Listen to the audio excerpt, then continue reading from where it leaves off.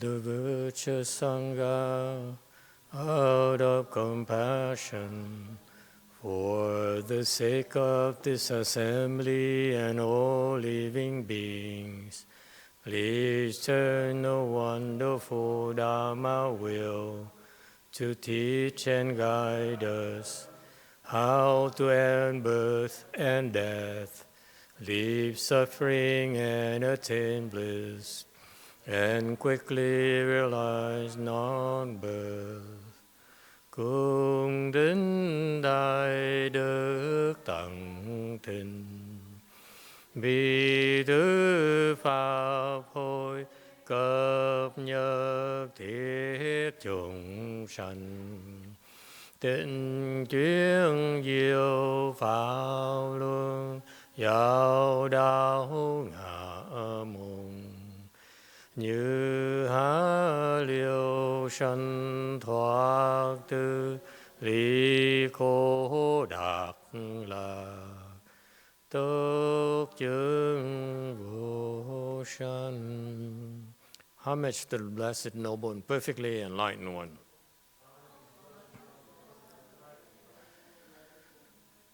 Nam mô Sa Đan Tô Su Chế Đô Ye Ở La Hờ Đi Sa Miao Sam Pu Tô Xie.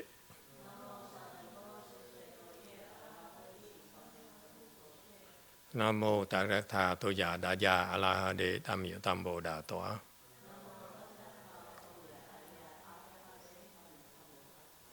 The unsurpassed, profound, subtle, and wonderful Dharma in 100,000 million aeons is difficult to encounter. Now that I'm able to see and hear, I will receive and maintain it. I vow to fathom the thus come one's true and actual principles. Wu shang sheng sheng wei miao fa bai jian wang jian nan zhao yu wo jin jian wen de shou qu yuan jie ru lai zhe shi yi. O Buddhas and Bodhisattvas, Venerable Huineng, Venerable Shenhua, Venerable Dapong people, and all good new advisors, Amitabha. Chư Phật Bồ Tát, Liêu Tzu, Chư Phụ Sang Trần, Cơ Vị Chư Gia Trần, Cơ Vị Sang Trư Sư, Amitabha. Chư Phật Bồ Tát, kính thưa Lục Tổ, Hòa Thượng Tứ Hoa Ký Thầy Cô và các vị thiện tri thức A Di Đà Phật. Hello everyone, happy Mother's Day. You weren't here this morning.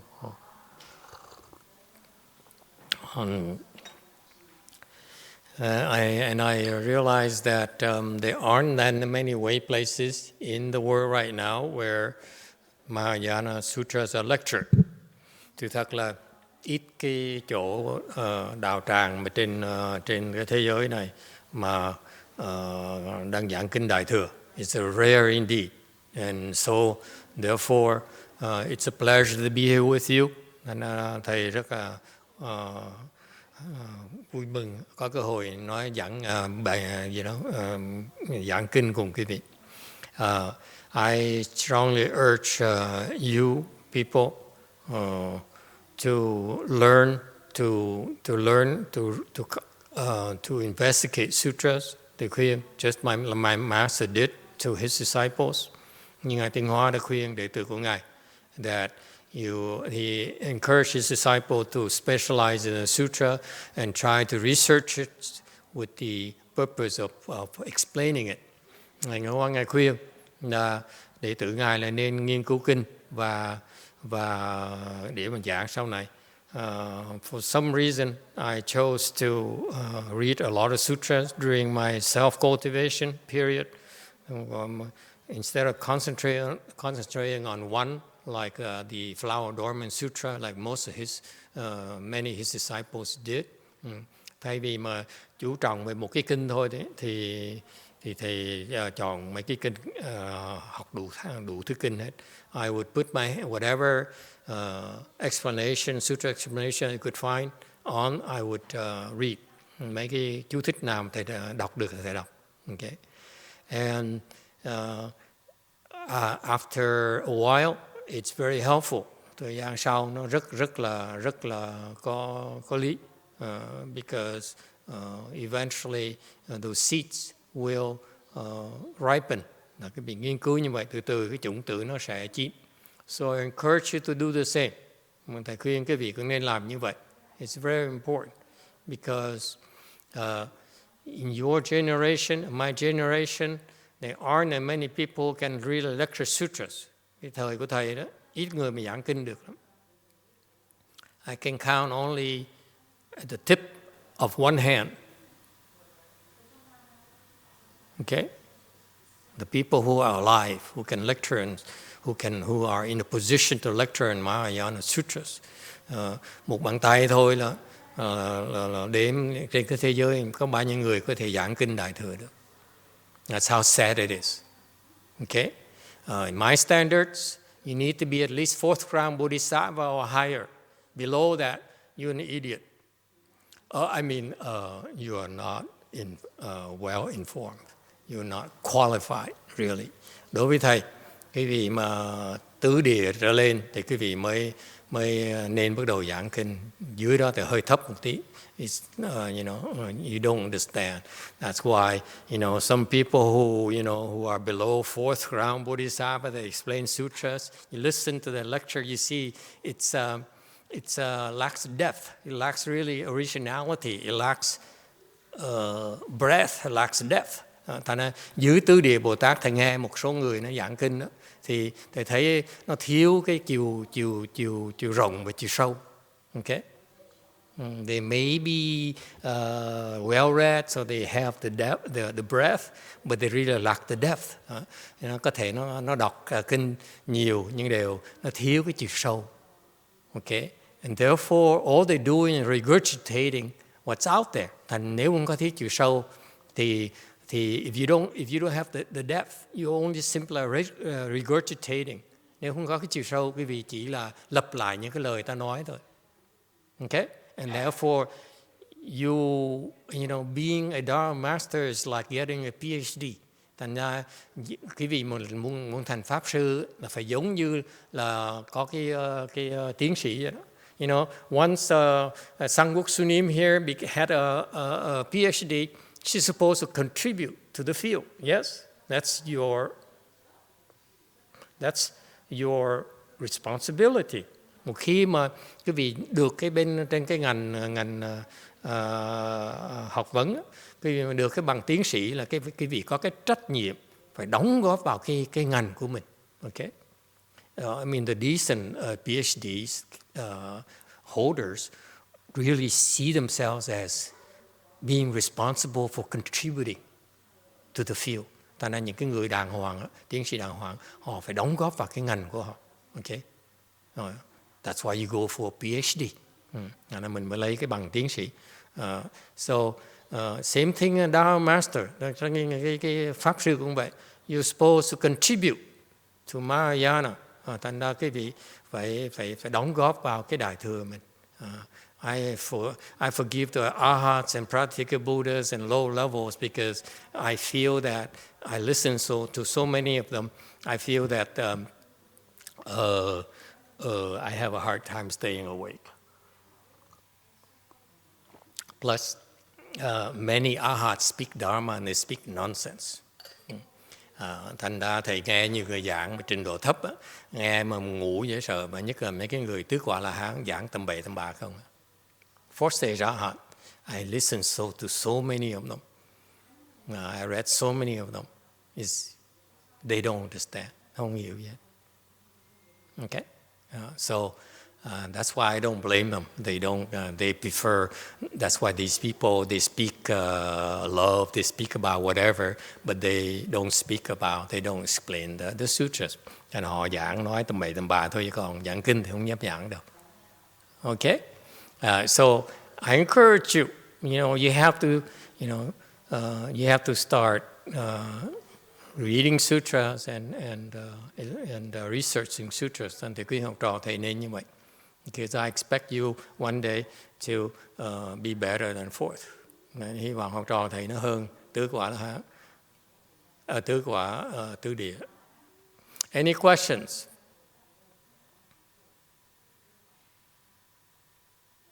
So that's why people ask me, this particular person explains this Mahayana Sutra, maybe like 6th Patriarch Sutra. I say, would you like to listen to it? I say, why would we listen to that?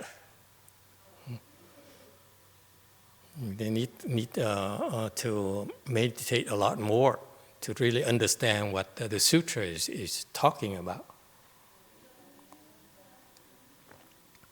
Okay, that's number one. Any questions or comments? I'm not the one who shies away from controversy, as you noticed. Also, besides Mother's Day today, we also have a loss. Và riêng là ngày lễ thân mẫu. Yesterday, we have a big loss. Ngày hôm qua, we have a little Richard in the U.S. who passed away after 7 decades of contributing to the field of music and entertainment. Yes? That to me is incredible. Okay. Ngày hôm qua, cái ông Little Richard ở xứ Mỹ này, sau 70 năm đóng góp vào cái âm nhạc của miền Tây phương này, đã qua đời. Okay. 70 years to me is longevity. That's incredible. Even my master does not. Does he last 70 years? I don't think so. The Buddha is only 50 years. Đức Phật giảng 50 năm. Then he died. You notice that? You see? Đức Phật 50 năm là chết rồi. My master, how many years did he teach the Dharma? Pretty long, I think. He started at the age of 10 or something. But not 70 years. You notice that? Ngài Tiến Hóa, Ngài bắt đầu giảng kinh cho mấy người ông sư lúc 10 mấy tuổi. Bắt đầu giảng rồi. Nhưng đều không giảng được 7 năm. 70 years to me is incredible. So Little Richard is something else. Cái ông này cũng giỏi. I mean, I really admire that. You know, he's known as the architect of rock and roll, of popular music. Ông là nổi tiếng là kiến trúc sư của cái rock and roll, cái nhạc thời đại này. It's incredible. This guy is incredible. And guess what? He's severely depressed. Và ông này, quý vị biết không? Ông này bệnh chán chường rất là nặng nề. Okay. And for him to pass away like that, it's not a good thing. Thành ra khi mà chết như vậy đó, không phải là chuyện tốt đâu. Okay. So did you say, someone said that he came to that person and asked for something? Is that something you can talk about, or you rather talk about that in private? Give him something. What I said earlier is that I requested a plaque for him, and I'm sure that he knows about it, because I just got the feeling from last night. I just got the feeling that he knows about the plaque. Yeah, that's all. That's he all. Gets that I relief know. Because what happened is he's falling big time. Okay, folks out there, especially during this pandemic. You know, a lot of people are severely depressed. On top of it, the people who passed away are usually the ones who are sick, okay, very seriously ill. And the virus is only a condition to tip them over the cliff, that's all. But they're sick already, and they're not. For example, a few weeks ago, one of my disciples' mother passed away, and after a long bout of illness, and she's sick, and she's in the ICU for some time, and she says that, and my disciple claims that she has this vision of a happy place and so forth, and I didn't dare say anything, okay, because whatever you want to believe is your problem. But to me, it's not possible. If you die in pain, you die in a state of confusion, 99.9% you're going to fall. Okay, and những cái người chết mà bệnh chán chường như họ đọa, ông này cũng đọa rõ ràng he's not doing well.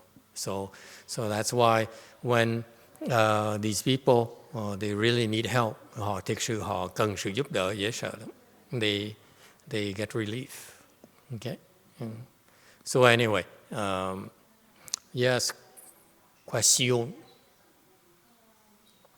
The question from yesterday's lecture? Yesterday's lecture? Yes. Okay. She said, Master talked about we are being constantly harassed by demons, so we should go to the way place. Is there anything Master can instruct us on how to minimize the demons' harassment and cultivate at home, just in case we can't visit the temple often? Right. You can't always come to the temple. Đương nhiên quý vị không thể nào luôn luôn tới cái đạo tràng được. The instructions are not meant to alarm you and cause you to worry. Để nói như vậy không phải để dọa quý vị. I'm not a fear monger. Okay, that's the politicians. That's not what we do. Cái đó là chúng tôi không phải là chính trị gia, thành không có cần phải hù dọa nạt cái vị làm cái gì. I should tell you the fact that the demons, until you're able to handle the demons, they can easily lead you astray and you don't even know. Thầy thầy nói là khi mà quý vị chưa đủ sức mà chống chọi với tụi ma quỷ đó, quý vị nó giật dây quý vị không thể nào mà biết được. Nó phủ đầu quý vị không biết được. Okay, I don't care how smart you are, how rich you are, how successful you are, unless you can recognize the demon, they will lead you astray and will confuse you big time. There's nothing you can do about it. Thầy nói đó, trừ phi thầy không cần biết cái vị thông minh chừng nào, giàu chừng nào, thành công chừng nào, tụi ma đó nó giỏi lắm, nó gạt cái vị không thể nào mà mò đường được. Okay, that's why if you really believe that, then you have to come to Mahayana temples, because only Mahayana temples can handle demons. Okay, I'm talking about temple, a way place, not just any place. Okay, để nói một cách rõ ràng là quý vị phải cần tới cái đạo tràng của Đại Thừa mình, chứ không phải bất cứ cái chỗ nào đâu. Hinayana, they cannot handle demons. Bên Nguyên Thủy, họ chọi ma không được. The demons are too powerful for them. The only thing the demons are afraid of, okay, is number one, they're afraid of vajra. Only vajra can defeat them. Tụi ma nó sợ hai thứ. Cái thứ đầu tiên hết đó là kim cang mới hạ tụi nó nổi. Only vajra can hurt them. Anything that's not vajra cannot harm them, cannot kill them. Okay, cái này không phải kim cang, không thể nào hại tụi nó được. That's the way it is. Okay, and that's why only in Mahayana way places. Okay, like the Patriarch's temples, như mấy cái chùa đạo tràng của Đại Thừa, giống như chùa của tổ sư này nọ đó. And then you know there are vajra spirits there, nó có những cái thần kim cương nó tới đó, nó kim cang nó tới đó, nó bảo vệ cho quý vị.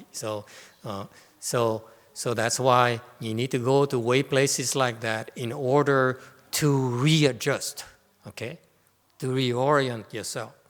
Để khuyên quý vị nên tới những cái đạo tràng để mà chỉnh lại cái your views, your thinking, your behavior, để chỉnh lại cái hành động của quý vị, cái kiến thức của quý vị. Okay, and that's critical. I have some people come to my temple saying, "Oh, I like it," and then they come and they really are opinionated. They said, "I will find it my way." These people, actually, this person here is only at a first stage arhat, and he insists on knowing his way, figuring things out yet already.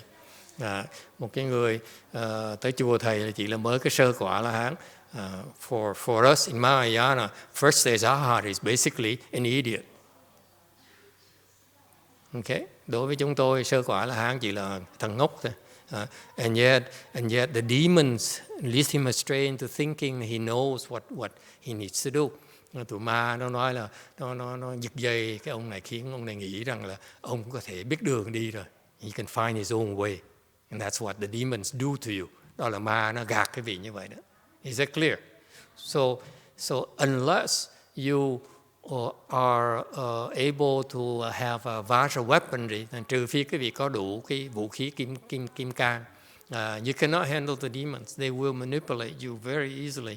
And trừ phi cái vị có vũ khí kim cang rồi cái vị mới có thể đối phó tới nó được. Không thôi nó giật dây cái vị nó quá dễ dàng đi. It's too easy. Okay? And it's not, this guy is not the only person. I've seen so many Hinayana practitioners at the DRBA, at the Thai temples, at Vietnamese temples, at Chinese temples, at Korean temples, and so forth. Thì đi gặp nhiều chỗ lắm. Đạo tràng Ngài Tiến Hóa, đạo tràng Thái Lan, đạo tràng Việt Nam, đạo tràng Đại Hàn này nọ. I've seen too many of them. Okay, and they are led astray and they don't even know.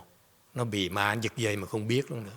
That's why that's only meant to tell you that you need to, with utmost humility, come to the temple, okay, and learn. And do not ever assume that you know what you're doing, okay.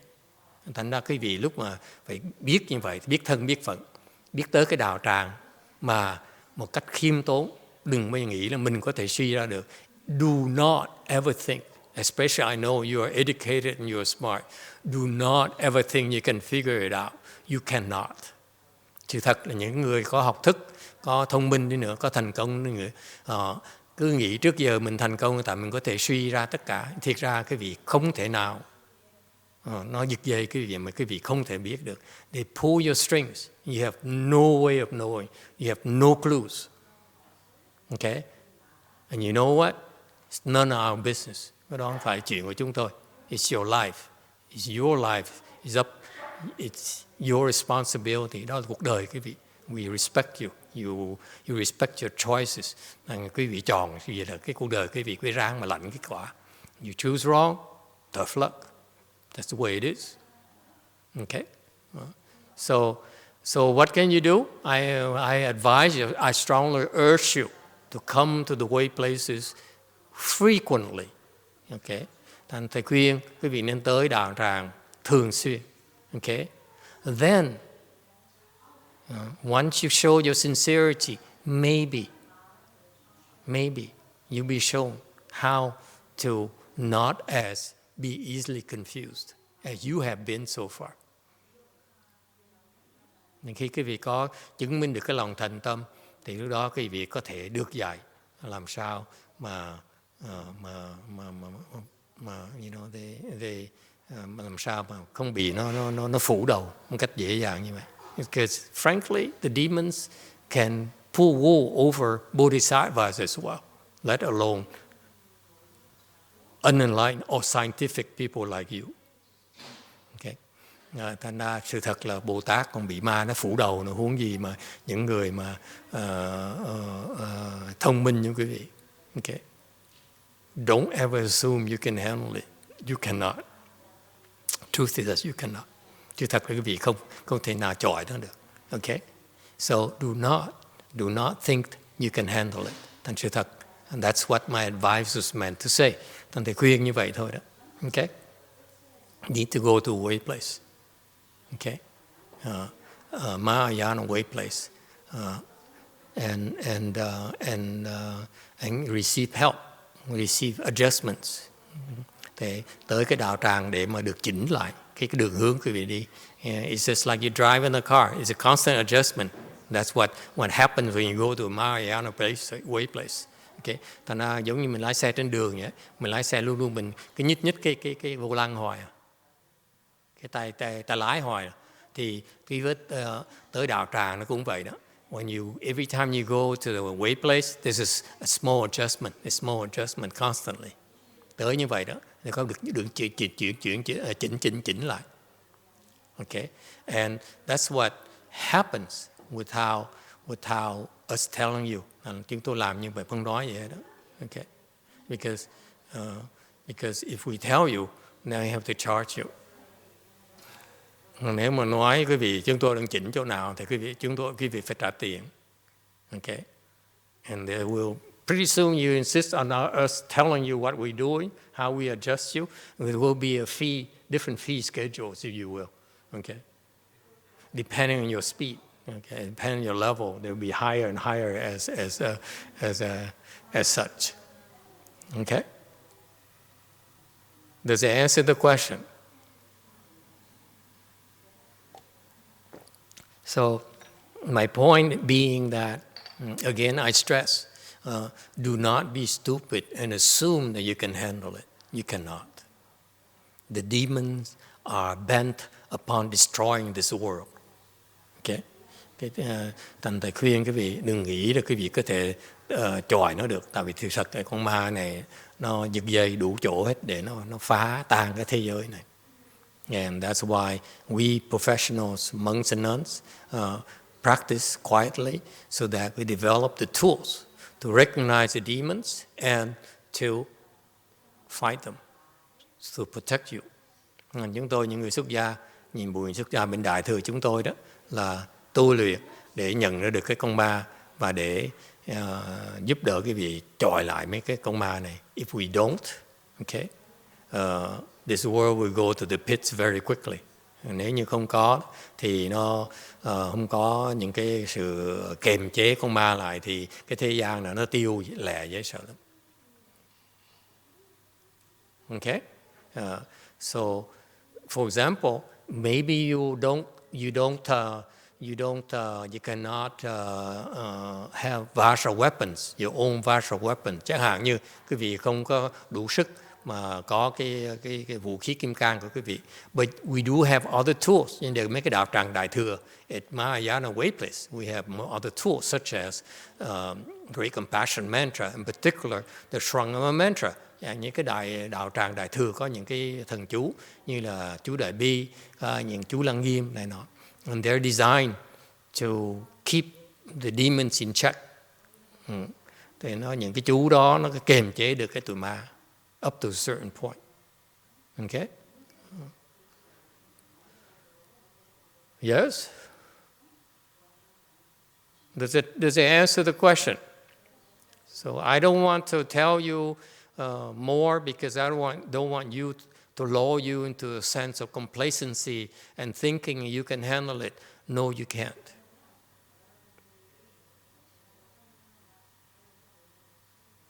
Okay? Thành ra thầy nói như vậy để nhắc quý vị rằng đừng nghĩ là quý vị đủ sức mà đối phó tụi nó đâu. Không có đối phó được đâu. You know.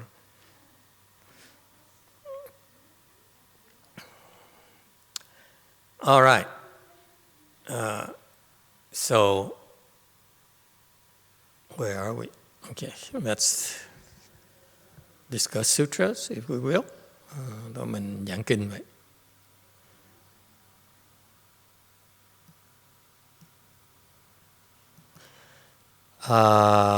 Today is the 10th of May.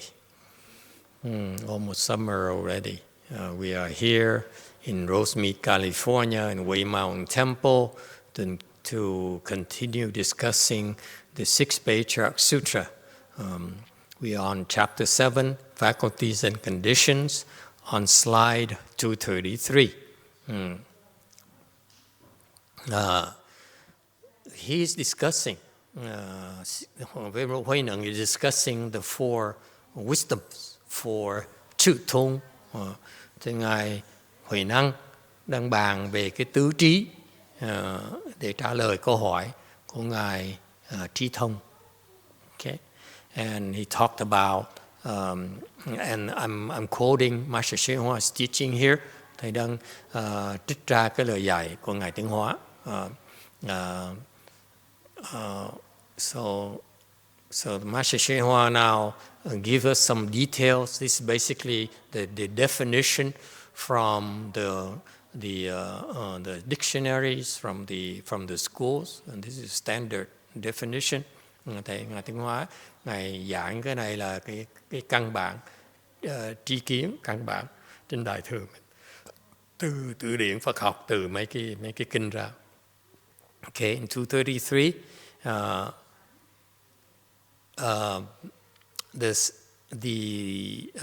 there's some one wisdom is called wisdom equanimity.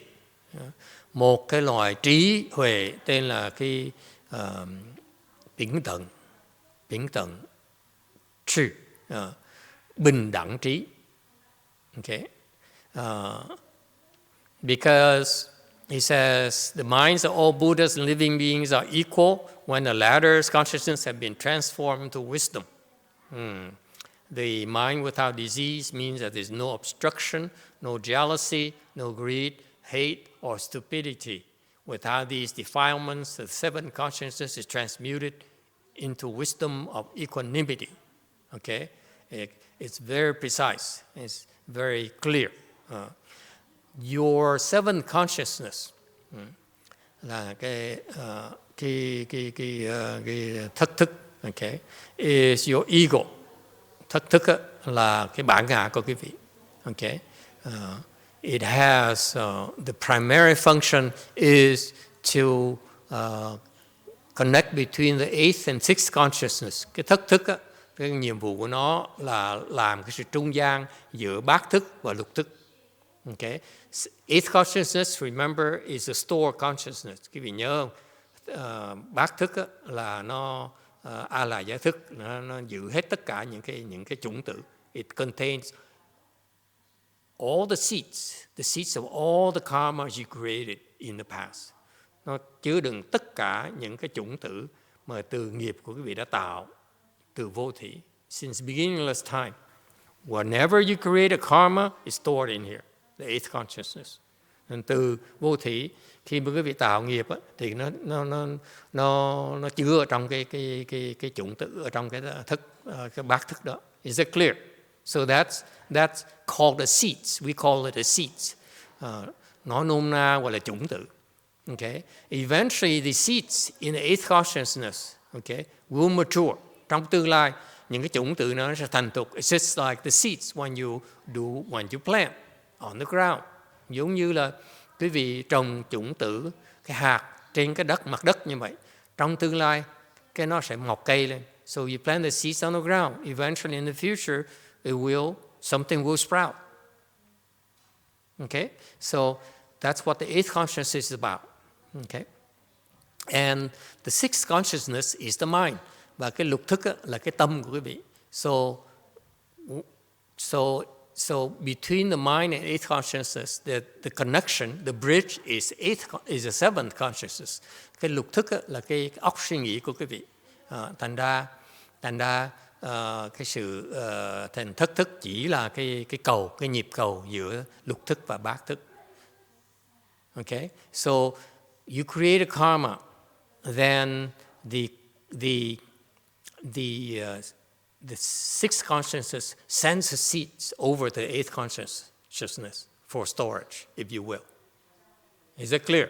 Tại mỗi khi quý vị tạo cái nghiệp á, thì lục thức á, nó đẩy một cái chủng tử tới bát thức để nó nhốt trong đó. Yes? Whenever you create a karma, the sixth consciousness, okay, that awareness, okay, translates into a seed into the eighth consciousness. Is that clear? Okay, let's say you strike up a thought. I want to donate $5 to this homeless person. Okay, then chẳng hạn như quý vị đang sanh cái ý là tôi muốn cho $5 cho một cái người vô gia. Okay, so you created a karma. You created a karma. I'm giving $5 to this homeless person. Okay, that's a karma you're creating. Quý vị đang tạo một cái nghiệp. Okay, bố thí. So in doing that, a seed of giving $5 is stored in the eighth consciousness. Thì một khi mà quý vị làm như vậy đó, thì cái chủng tử đó gọi là trong cái chủng tử mà là cho 5 đồng đó,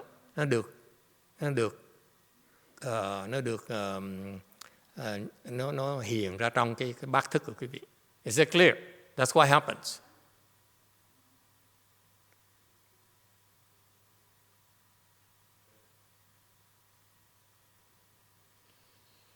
Yes.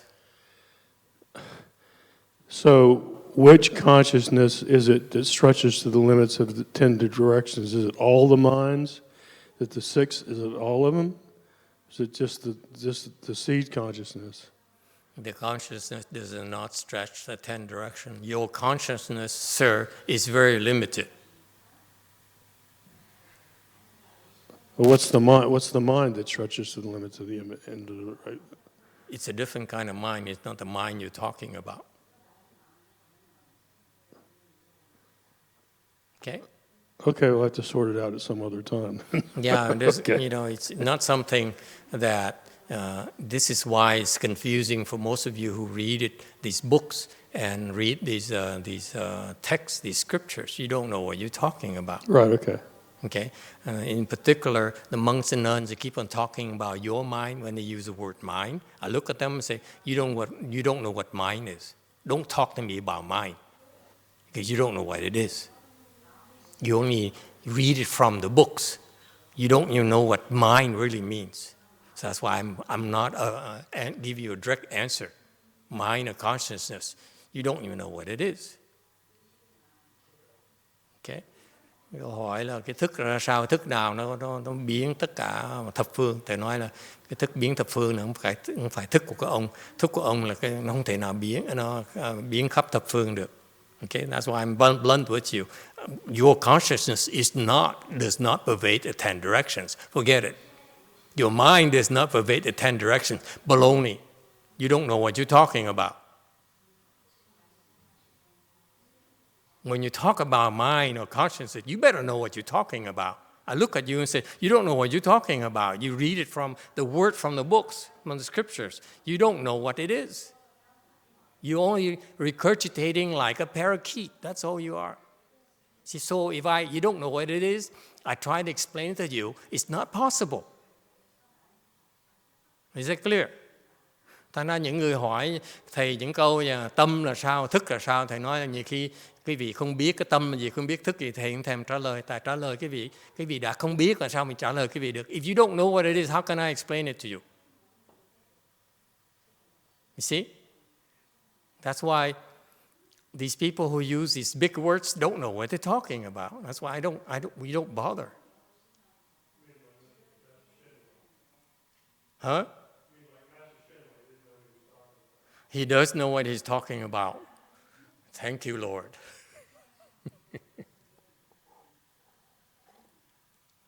Okay, so going back to my example, you give $5 to charity. Here, $5. Go get some Del Taco. Okay, but I hope it's vegetarian. Okay, and so that seed's there. That act of giving is a seed in your consciousness. So far, so good. Thành ra thầy nói, cho cái ví dụ, mình bố thí cho một cái người nghèo 5 đồng để đi ăn. Okay? Thì đó là một cái chủng tử bố thí 5 đồng, nó được tù trong cái óc của cái thức của quý vị. So far, so good. In the future, trong tương lai, that homeless person becomes Warren Buffett. Impossible, huh? Not impossible. Warren Buffett is not that good. Okay. Trong tương lai, ông này trở thành giàu. Okay. Như ông Warren Buffett, you know. Okay. You know what happens? Warren Buffett takes a look at you and says, I remember you. You gave me $5 when I was poor. Okay? Thành ông Warren, ông đó sẽ bị giàu rồi, nhìn cái vị lại, nhớ sực lại. Lúc trước, ông này cho mình tiền lúc mình nghèo đói. So, in Vietnamese, there's a saying, Việt Nam có cái câu, một miếng khi đói bằng một gói khi no. một miếng khi đói bằng một gói khi no. Something like that. Okay? He says that one morsel when you are hungry is worth a bowl when you're full. Okay? So now the rich man, now you become a rich man, he says, I remember you're a good person. Here's $5 million. Go buy yourself a nice car and a few airplanes. Thành ra cái người giàu nói bây giờ tôi nhớ ơn ông, lúc mà tôi mà đói cùng cực thì ông giúp tôi như vậy ha. Thành ra ngày nay tôi có được ngay được một cái phần của ông, thành ra cho ông 5 triệu để ông mua vài máy bay đi chơi cho nó sướng. Okay, buy a few restaurants. Okay, as long as you're there, a few norms, if you will. Okay, so far so good. That's called Retribution. Cái đó gọi là gì? Cái đó là cái quả. So far so good. So that's what it means. Your seed was stored in your consciousness. Thành ra cái chủng tử nó được chứa trong cái óc của quý vị, trong cái thức của quý vị. And then when it matured, okay, when it matured is when that guy became rich. And then he says, because of that seed right there, now you deserve $5 million from me. Okay, that's called retribution. Okay, that's called cause and effect. Nó gọi là cái quả báo, cũng gọi là nhân quả. You planted the seeds of giving, now you deserve to get $5 million as the effect of your giving. Okay, thành ra quý vị cho bố thí 5 đồng, bây giờ cái nhân đó nó trở thành cái quả, thành 5 triệu đô la. Okay. For example, another example. Okay. Một cái ví dụ khác.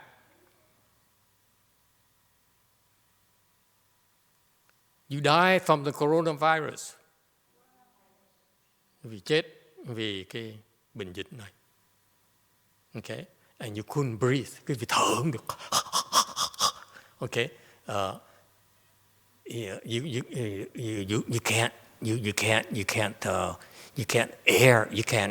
Air cannot get to your system. Okay. Cái bệnh dịch này nó khiến cái không khí nó không, cái việc không thể thở được. So therefore you die more or less as if you're asphyxiated. Thành quý vị chết mà giống như là bị bóp cổ vậy đó. Okay. And that's a horrible death. Chết là khổ, chết sợ lắm. And what happens to you? You die in pain like that, you fall. Cái vị đau, chết một cách đau khổ như vậy là cái vị sẽ đọa xuống. Or you depressed when you're dead, hoặc cái vị bị chán đời mà cái vị chết như vậy. Okay, you will fall. Okay, 99.9%. Okay. Tại nó dạng cái vị bị bệnh chán đời trầm trọng mà chết đó, là chắc chắn là sẽ đọa rồi đó. Okay. And then some nice guy says, let me do something to make sure it doesn't fall. Okay.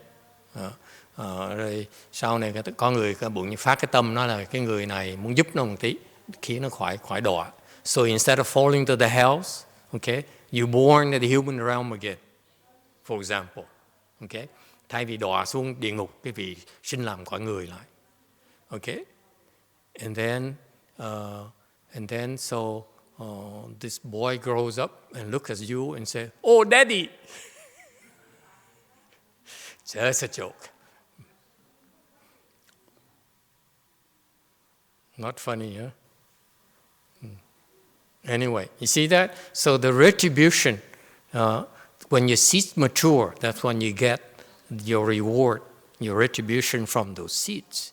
Nên cái nhân quả có nghĩa là vậy đó, là cái việc quả là tại vì cái chủng đó, cái chủng tử nó thành thục. So the effect or the fruition arises from those seeds maturing. Những cái quả báo đó là từ những chủng tử nó thành thục, nó chín mùi. Is it clear? That comes from your eighth consciousness, and then the seeds is gone.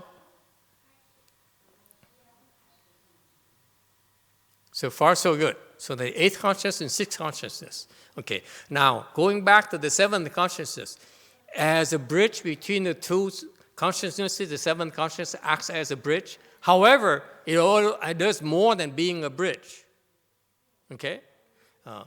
Because you notice that I'm like a bridge over troubled water.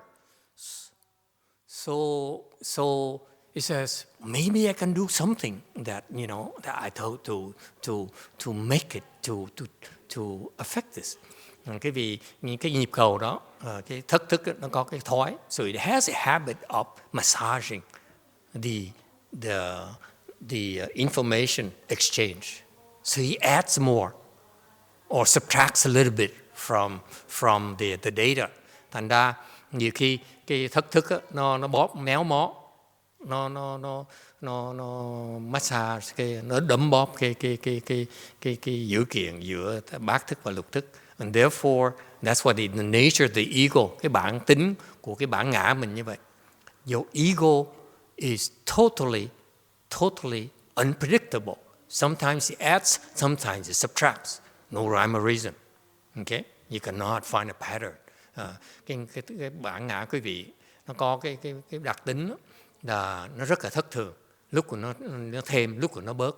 Mình không thể nào biết được. When it feels like it adds a few things. It doesn't like it subtracts. Okay, it twists things.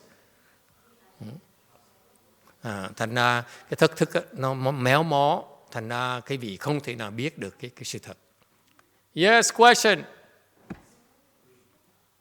So in Mandarin, is there something called the Chui Jie Bi Sung? Like maybe promotes luck, promotes fortune, and avoid difficulties, avoid negativities. Chui Zi Bi Kong. Maybe my Mandarin is not really good. Was Do that it in something Cantonese. like that? Is there any other Cantonese people here? So in Cantonese. Promotes fortune when the road is smooth. You promote more, get more luck, get more benefits. When the road is many blocks, many obstacles, you try to avoid, try to eliminate. Can be that like something like that. We call it as Chui Zi Bi Song. Can you write it in Chinese characters? Yep. Write it and give it to the Chinese people, Okay. please. Okay, and then I take Maybe it I up. ask Sang Hui, help me to.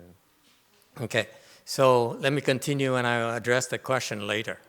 So the point being that, so you need to have a seed before you have to reap the rewards later. Okay, thành quý vị có cái chủng tử đó, sau này quý vị mới có cái quả báo sau này. So you have the good seeds, you have good results.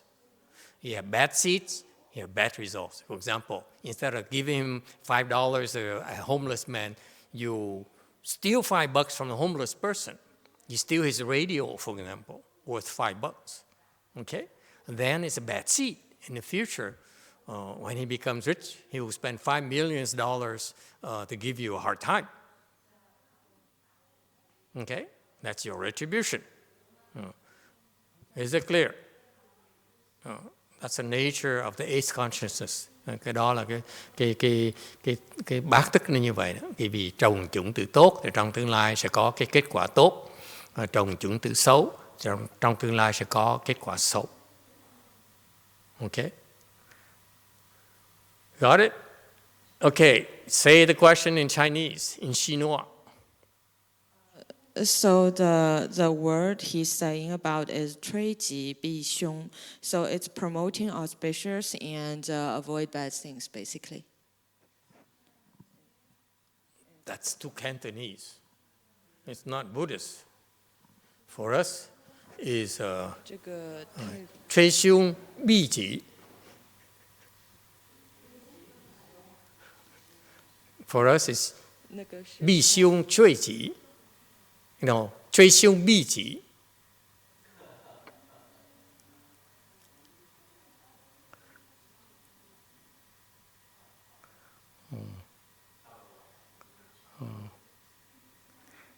it's not that. It's not that you have no control. When they mature, there's nothing you can do.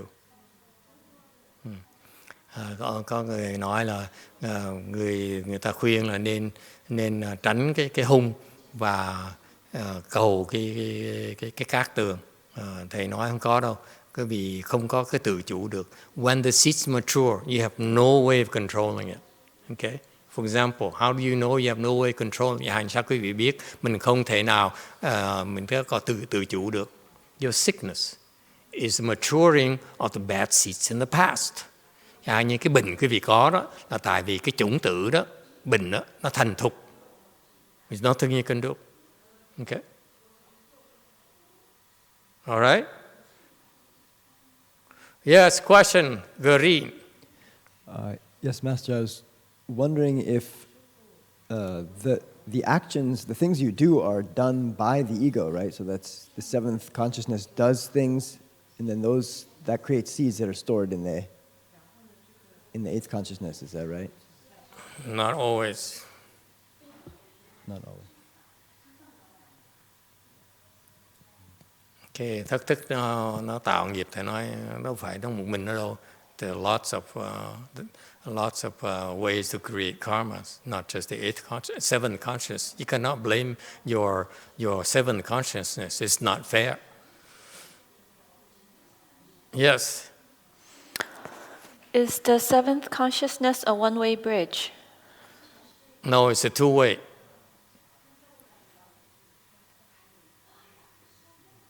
It stores and also retrieves as well. Okay? Just a quick question. Yeah. For the eighth consciousness, how many life can be traced back? It's like as many as. It depends on who you are. Mm-hmm. If you are me, 0 lives. You have the Buddha, it's infinite lives. Okay. Thank you. Thức làm sao mà biết là mình biết đi nó ra sao? Thầy nói là nếu mà hỏi thầy không biết gì về thức kiếp này, đừng nói cái kiếp sau nữa, kiếp trước nữa. Để Đức Phật biết từ trước tới sau luôn nữa. The Buddha can see all the way back, all the way to the future. It's so cool. That's why I can't wait to be a Buddha. Then I don't need a TV anymore. I give you my Samsung. Thành ra thầy muốn sau này thành Phật càng sớm càng tốt để mình cho cái cô hiền thông cái TV Samsung của thầy. Okay? All right. So the seventh consciousness is discriminates. Thành cái thất thức là cái mà nó phân biệt. Okay? It says I don't like this Chinese person. I don't like this fat American. You know, không thích cái người this short Chinese person or fat American person. Người Tàu này lùn quá, hoặc là cái người Mỹ này mập quá, mập như heo vậy đó. Okay, so it's the ego, the seventh consciousness. It says I don't like it. Yeah? I don't like it. I like it. I like you. Okay, that's seven consciousness. Hoặc là nói tôi thích ông. Okay, because you look so cool. Because. Okay, that's the seventh consciousness. So it discriminates. Okay, thất thức nó phân biệt. Okay, it picks and chooses. Nó chọn. Okay. And that's why it's very. That's why it discriminates based on what? Jealousy. Nó phân biệt, cái thất thức nó phân biệt tại vì nó ganh tị. Right? You're a Democrat, therefore, I don't like you. Okay? You have it too easy. Okay? Ganh tị. Okay? You're born to a rich family, therefore you don't deserve my friendship. You know, you are spoiled. Nó là cái vị ganh tị, người ta giàu hơn mình. You are better than me, therefore I'm jealous of you.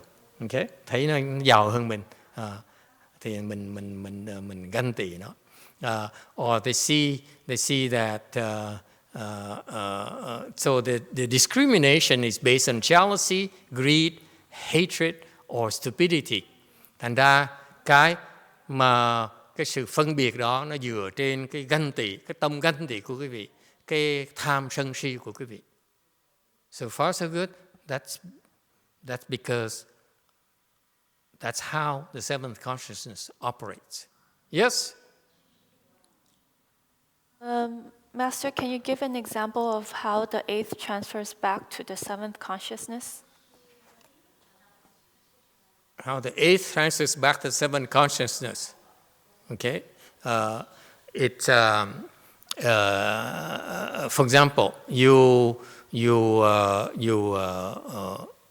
meet someone, như ví dụ làm sao mà cái bát thức nó chuyển lại qua lục thức to sixth consciousness, not seventh. Seven doesn't receive anything. Seven is just a bridge. Okay? So you met someone, gặp một người đó. And then he says, hey you. Hey you. Remember me? And they say, hey, nhớ tôi không? Remember me? And you say,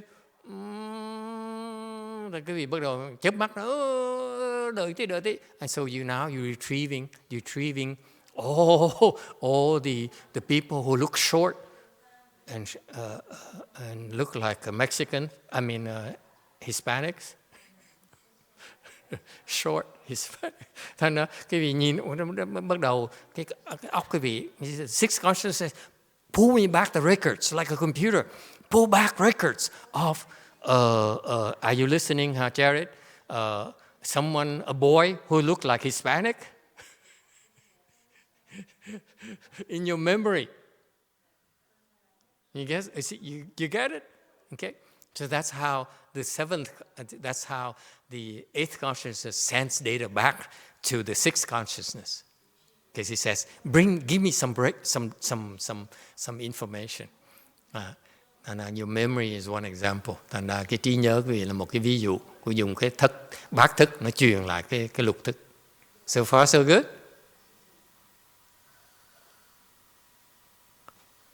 This boy been sleeping all day, huh?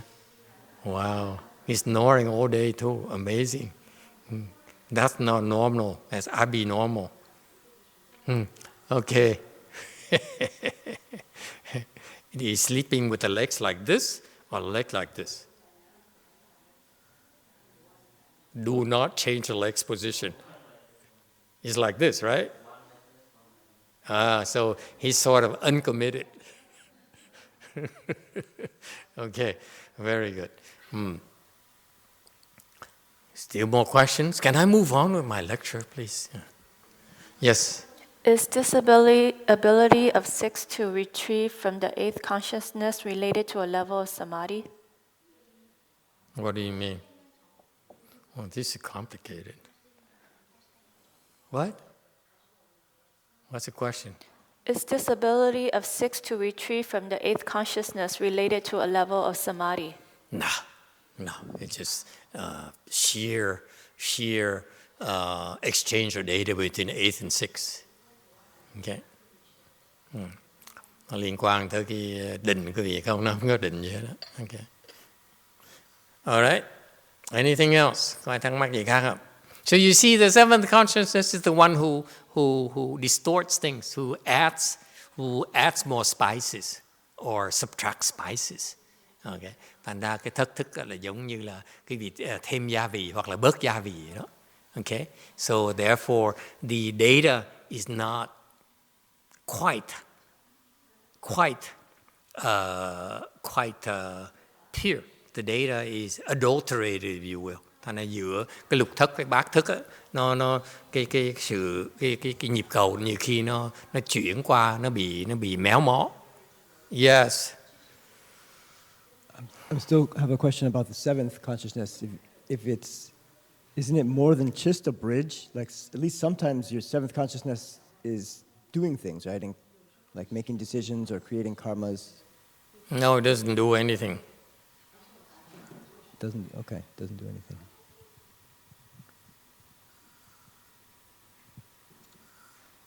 Thank you. So that's why when you depend on your sixth consciousness and seventh consciousness and eighth consciousness, then things get distorted, whether you like it or not. That's our nature. Trên sự thật, khi mà quý vị còn cái bát thức, thất thức và lục thức á, thì nó bị cái dữ kiện nó bị méo mó. Okay? It's not true. It's not original anymore. It's not authentic anymore, you will. Okay? Nó không còn chính xác nữa. Okay? You store something like a boy that looks like Hispanics. Okay? Question from Korea. And then when you say, give me something, and it brings it back, and then says, he's too short. Okay? That kind of thing. So he adds more to it. That's why the data is no longer authentic, if you will. Okay? Now you have Tex-Mex cuisine instead of authentic Mexican cuisine, for example, if you will. Yes, Green. Yeah, Korea has a question. Korea, go ahead, Korea question. Master, so when you become arhat or higher, does that mean that you don't distort anymore and store the what happens around you as it is? When Because you you become said an that arhat, you stop the distortion. What do you think? Quý vị trở thành tứ quả La Hán, quý vị còn sự méo mó là không?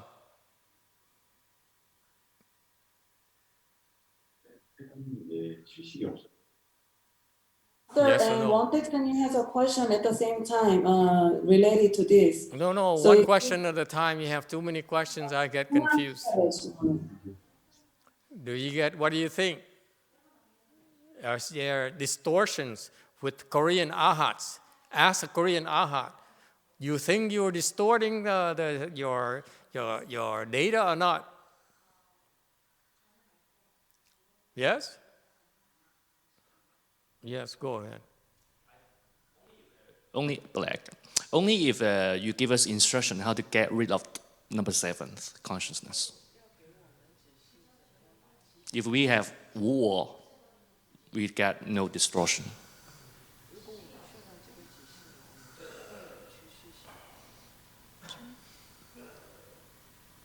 We pay you with sliding scale. There you go. Now we're talking. Now we're talking. Now we're talking. Okay, yeah, okay. When you an arhat, the answer is very simple. When you an arhat, you really don't have the four wisdoms yet. Sự thật là khi cái vị mới tứ quả La Hán, cái vị chưa có cái tứ trí được. Okay? This is for enlightened people.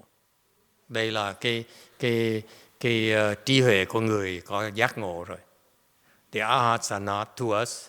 It's not the big enlightenment. Đối với đại thừa chúng tôi đó, cái tứ quả La Hán không phải là chỉ gọi là tiểu giác ngộ. They have a lot of work to do. Okay, nó vẫn còn nhiều cái lũng củng dễ sợ lắm. They have a lot of problems. Too many problems to talk about. Nhiều quá đây. That's why look at them, too stupid. It's not worth, it's not worth explaining to them. Ngay tứ quả La Hán dốc đặt thành không có phí thì giờ giảng nó làm cái gì hết. Okay? So that's why in Mahayana we prepare you when even after you get the fourth stage arhat, you still should look at yourselves as an idiot. Because you are.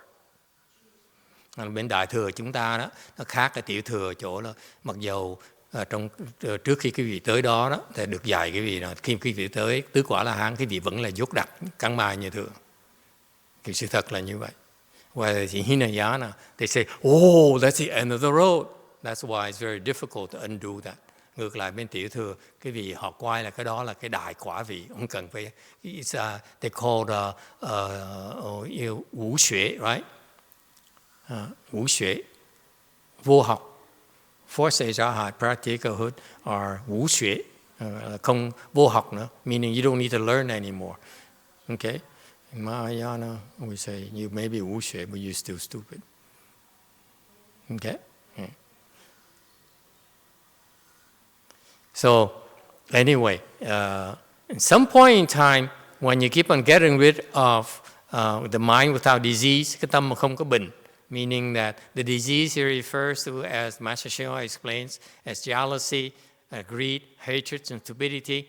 Ngài nói cái bệnh này là tam độc với là cái sự ganh tị, obstruction, okay?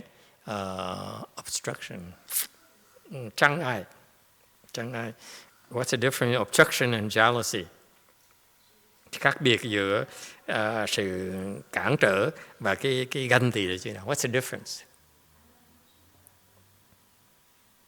Why we need to have obstruction? Can we do without obstruction? I don't have the Chinese original text. That's why I'm not sure. Actually speaking, can that be obstruction is coming from the external? Is it beyond our control? Whereas jealousy, you still can work on it internally. No, the obstruction here is that you try to obstruct others.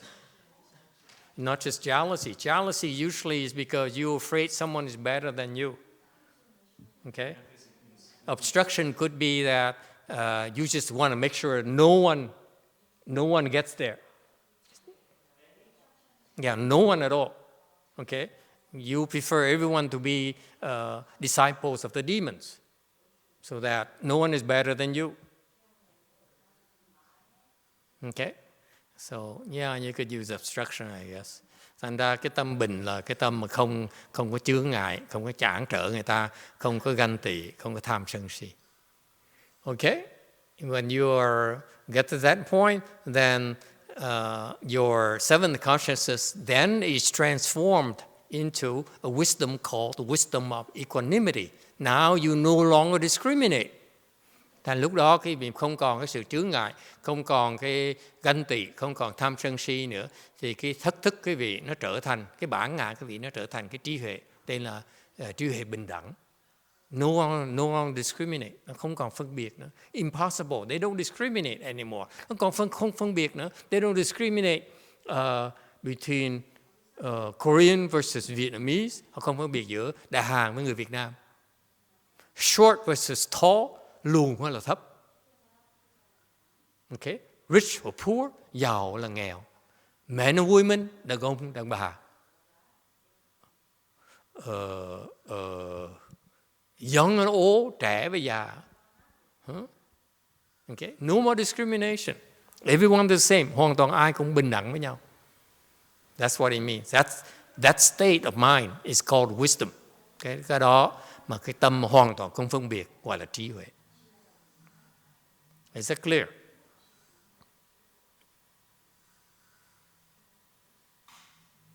Okay? For example, ví dụ, you're a monk like us and we're poor, hàng chúng tôi nghèo, okay? We don't and you have wisdom, then being poor or rich makes no difference. Như bên chúng tôi người tu hành, mà nếu như cái tâm mà cũng bình đẳng, nghèo, người sư giàu cũng vậy thôi. You know? No discrimination. Yes? Woman versus men, đàn bà với đàn ông. No discrimination. Okay? Yes? Why you were giggling and laughing? But you have to discriminate before you get there. Để phải phân biệt, trước khi quý vị tới đó phải phân biệt. Okay? What else? Yes, question. Yes. I thought Korea has another question. Go ahead, Green, first. Okay, my question was a follow-up question. If the ego doesn't create karmas, then who or what is creating karmas?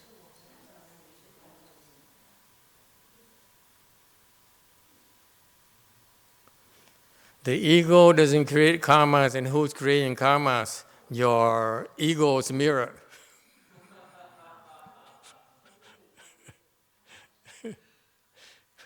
Yes, it creates karma. You got me with my pants down.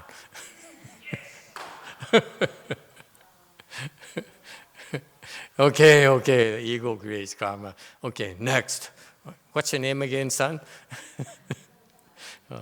But lucky, I'm trying not to discriminate. My favorite disciple versus my in a shit list disciple. Okay, Korea, what happened to your second question? No So more second question? One Texanian's question was, does enlightenment mean to remove the seventh consciousness? No, enlightenment is not removed. What are you talking about? This Korean monk is too violent. We don't remove the seven consciousness. We treat the seven conscious very gently, like a flower, like a woman, like a child. Okay? We massage it, we transform it into wisdom. We don't remove it. It's too violent. How? Well, that's where the paying session begins. Okay? Thất thức, hỏi thất thức có phải là mình diệt cái thất thức, nó đâu có diệt được thất thức, là mình chỉ chuyển hóa nó thôi. Yeah. Okay? Chứ mình không có hành hung nó. You don't abuse your seven consciousness. Yes, internet. God, we're stuck here forever. Yes? When the seventh consciousness transforms to non-discrimination, is this related to any fruition? Yes. There you go. Okay, it becomes wisdom. You're trying to understand too much. You're trying to ask something that I don't understand. Cái hỏi là nó trở thành cái quả vị nào thì nó có, nhưng đều hỏi thầy nhiều quá thầy trả lời không được. I can't answer all your questions. Too complicated. Nhiều quá. Okay? You get there and you find out. Yes? Okay, that's what it is. Okay. Transmuted. Again, transmuted is too strong of a term. It's biến. Mình chuyển nó. Okay. Transformed. Is it? What's the difference between transmuted and transform? Transmute and transform?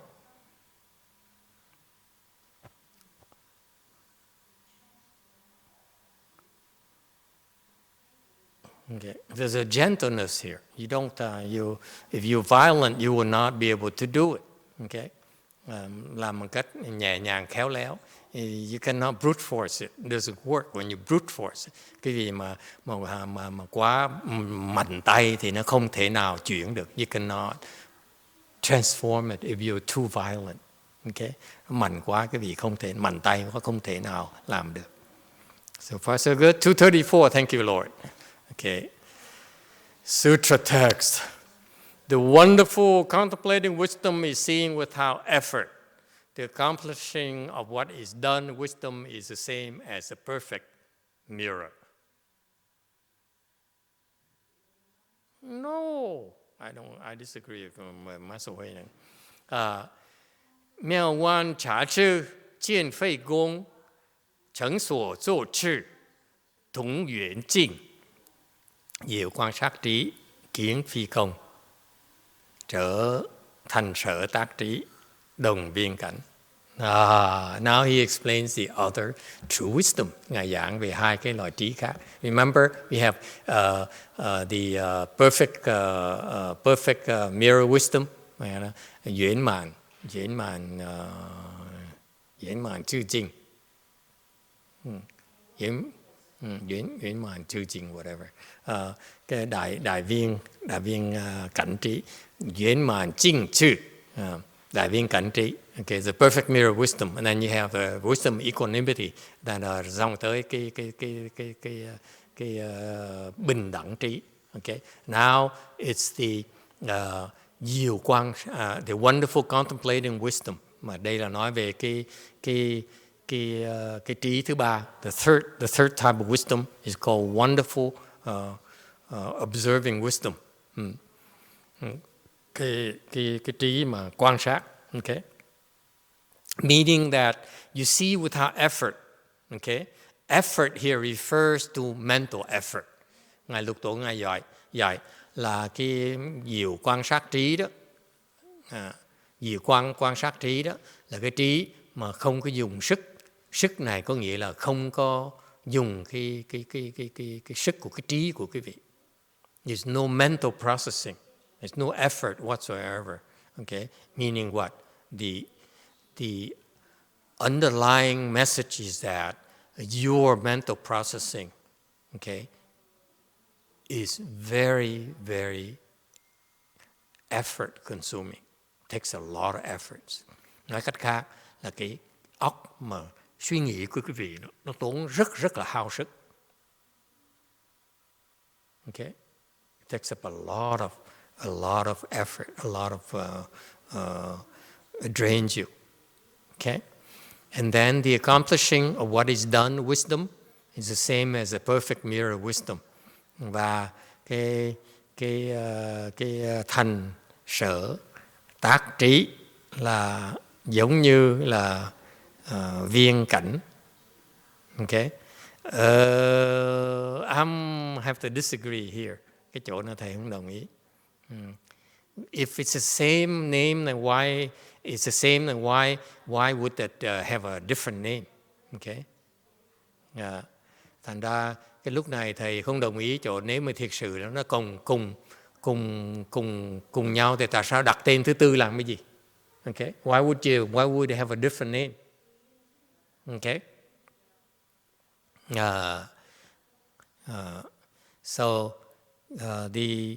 Let's see if let's see my teacher how he explains it. Mình qua thì ngài tiếng ngài giảng ra. Would you like to? Okay, instead of listening to my 2 cents worth. Okay, 236. Master YongHua says, "Wonderful contemplating wisdom is the 6th consciousness transformed into wisdom. It is wisdom of subtle observation. The 6th consciousness, the ordinary mind, you will, is the consciousness of discrimination. Discrimination is good and evil, right and wrong, male and female. Such discrimination is not actually the work of intelligence, as it seems to be, but it is merely a kind of consciousness. When turned to wisdom, it becomes wonderful contemplating wisdom, which sees all realms without having to go through the process of discrimination."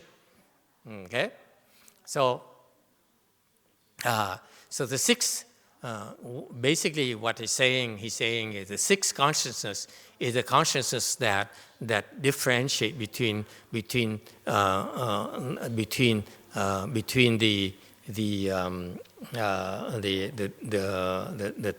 two poles. Okay, it discriminates good and bad, black and white, and so forth. Okay, when it no longer intentionally discriminate like that, it becomes wisdom. Okay, thành cái lục thức quý vị nó chuyên môn nó phân biệt. Okay, its job, the 6th consciousness as you use right now, is constantly discriminating. Okay, Hinayana versus Mahayana. Okay, như cái lục thức quý vị nó chuyên môn nó phân biệt, dạng như đại thừa với tiểu thừa. Okay. So when you stop discriminating, quý vị không còn phân biệt nữa. Okay, then it's called wisdom. Why do we then teach you about Hinayana, Mahayana? Mà tại sao chúng tôi dạy quý vị tiểu thừa, đại thừa làm cái gì? Because we discriminate. Tại vì chúng tôi phân biệt. Isn't that clear?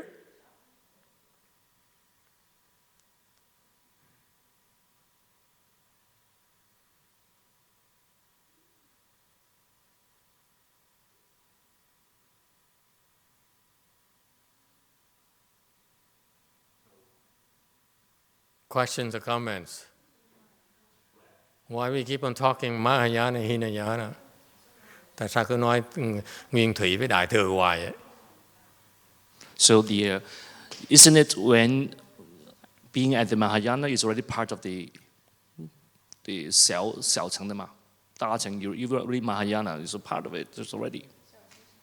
And why you discriminate? If you're going to get there anyway.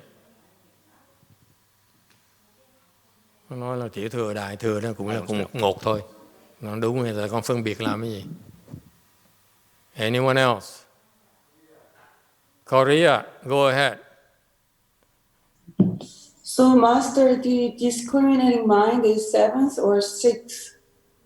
The ego is sixth or seventh consciousness? The sixth is the one that classifies, discriminates.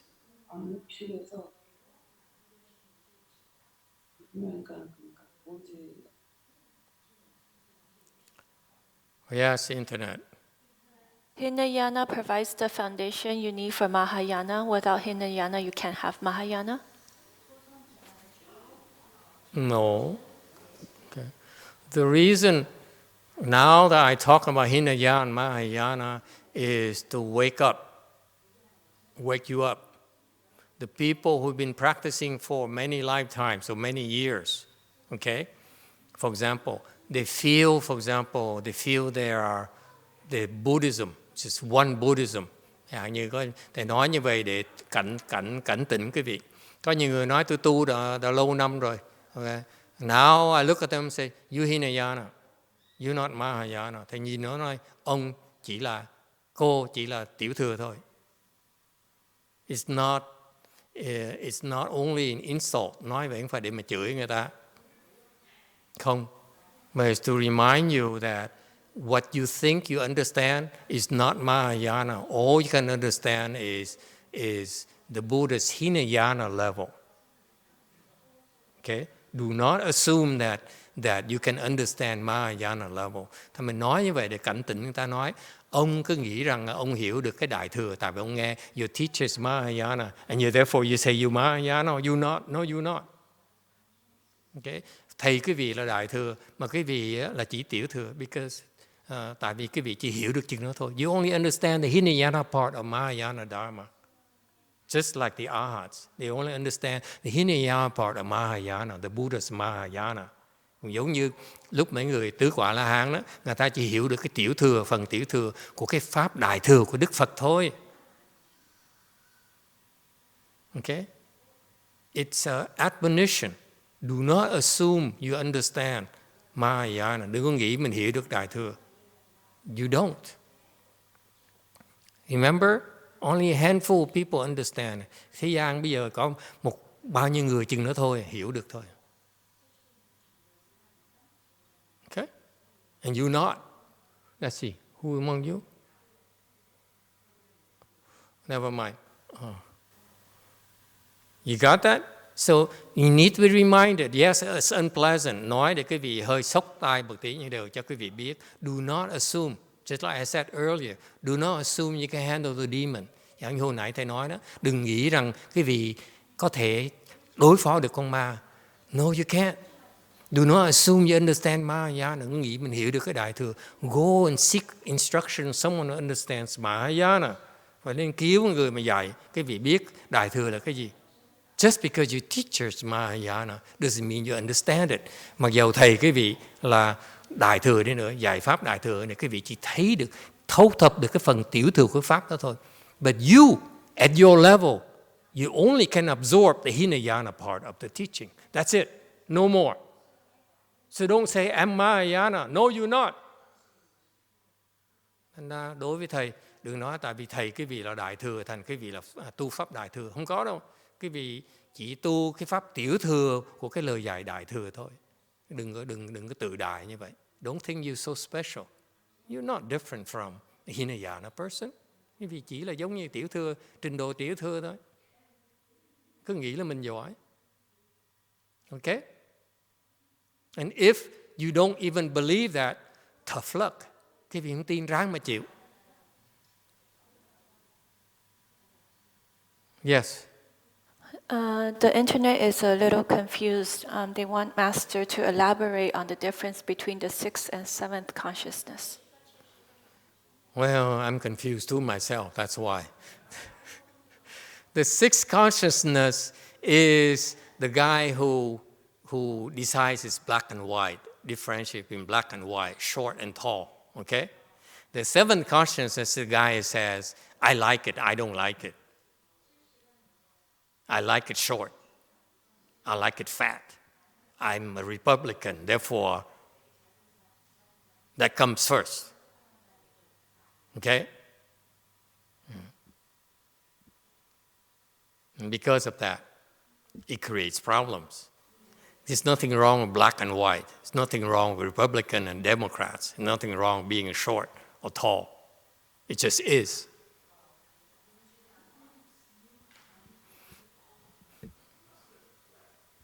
So is it possible, like more intellectually speaking, okay? So is it possible, like the seventh consciousness is really from our upbringing, from our environments, from our culture, that shape us into forming a specific attitude and prejudice? Yes, but that's way before that. You cannot blame the environment. You cannot blame the Vietnamese for teaching you to become too Vietnamese, or the Hong Kong territory to turn you into a demon, or such a horrible Hong Kong person. Okay, you cannot blame them. It's just those are conditions that will add another layer on top, but it's not the whole picture. You still have to take responsibilities. For what? For absorbing or internalize those external layers. Well, yeah, that that's part of life. You draw near black, you become black. You draw near Chinese, you become Chinese.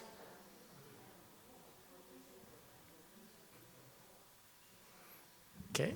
Master, I start eat more pho to reduce my Chineseness. Yeah, to reduce your Vietnameseness, yes.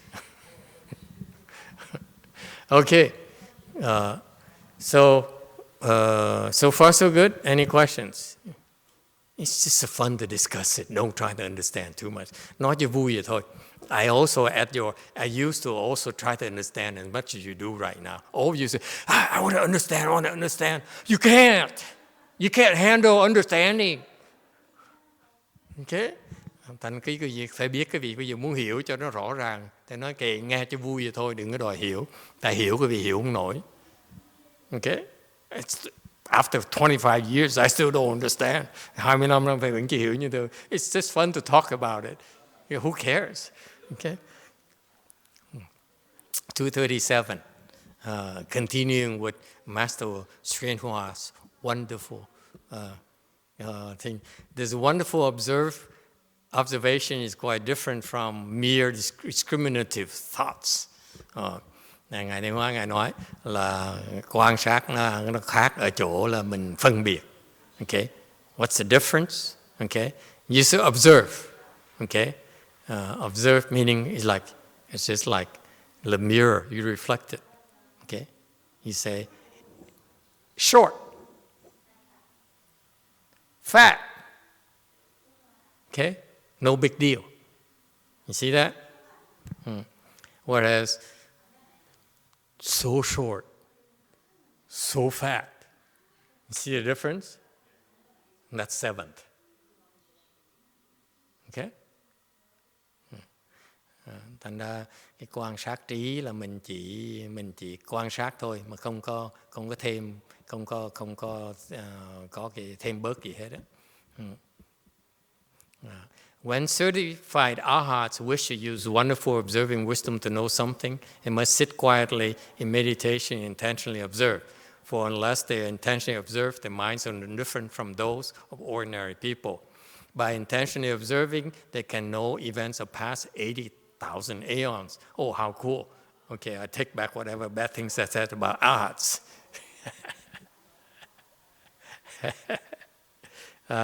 So the arhats have the wonderful observing wisdom, but it's limited. Thành người A-la-hán có cái trí này, nhưng cái trí này nó đã bị hạn chế. Okay? 80,000 aeons, 8 vạn kiếp. Is there a lot? Hell no. Since beginning of its time. Cái tám vạn kiếp này là rất là ngắn. It's no big deal. Okay? 238. Master Shurangama continues, perfecting wisdom comes from the transformation of first five consciousness, eye, ear, nose, tongue, body into wisdom. Ngài nói là cái sở chẩn所作 thành sở tác trí là it comes from the first five consciousness, nó từ chuyển cái năm thức ở trước. Did he go into?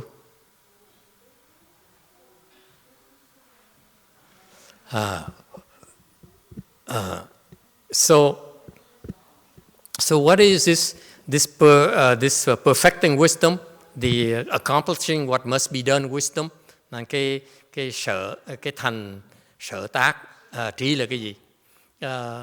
It's basically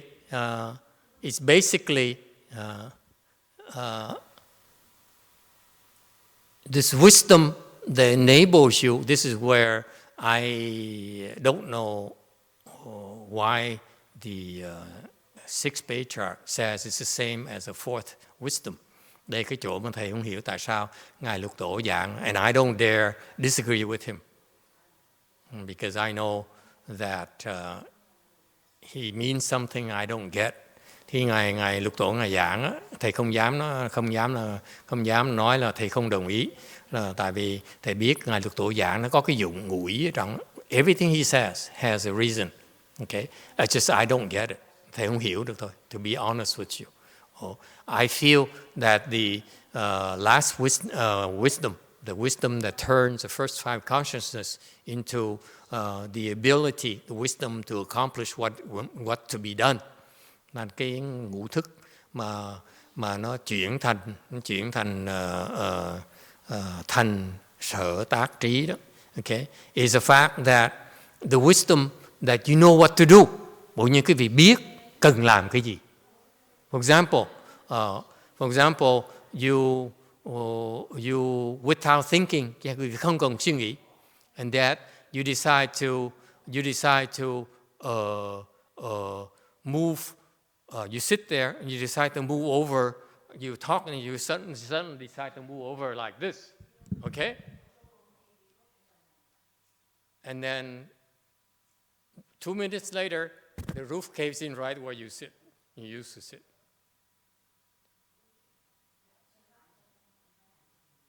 That's wisdom. Thành ra thầy nói, hai những cái vị đang bổn nhân biết cần làm. You know what you need to do without thinking. Cần biết làm cái gì mà không cần suy nghĩ.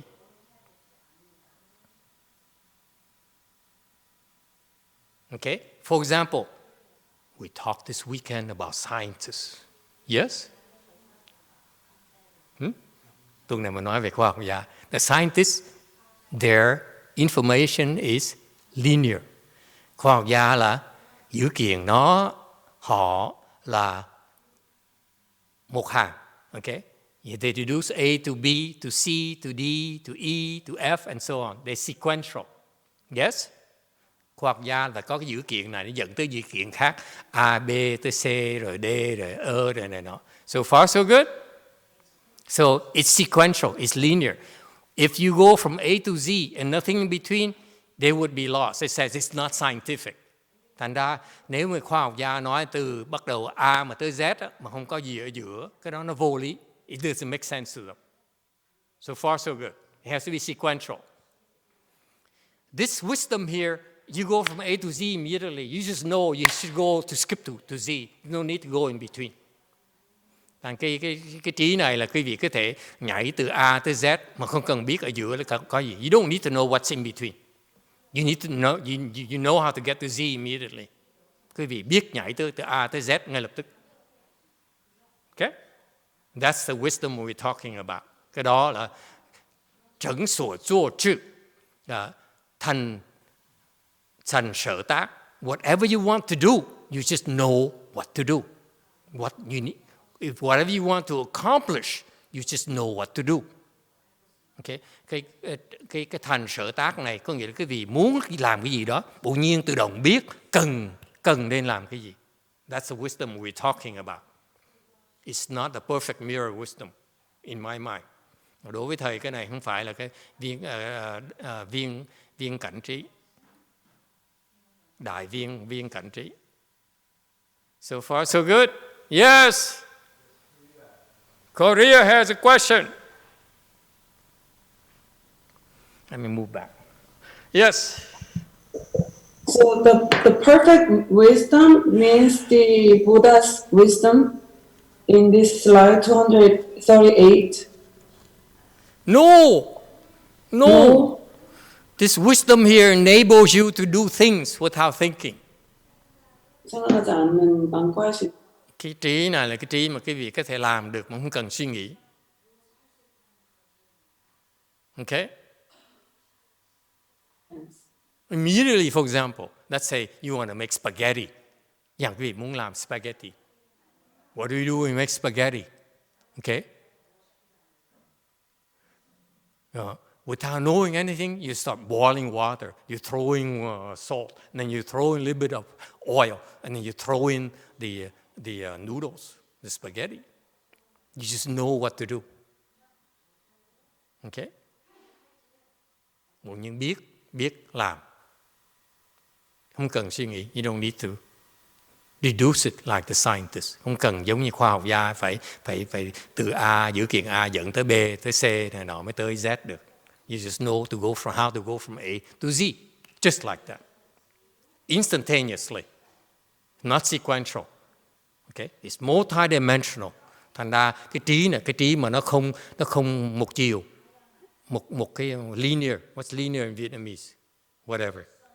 Okay, it's multidimensional, all at once.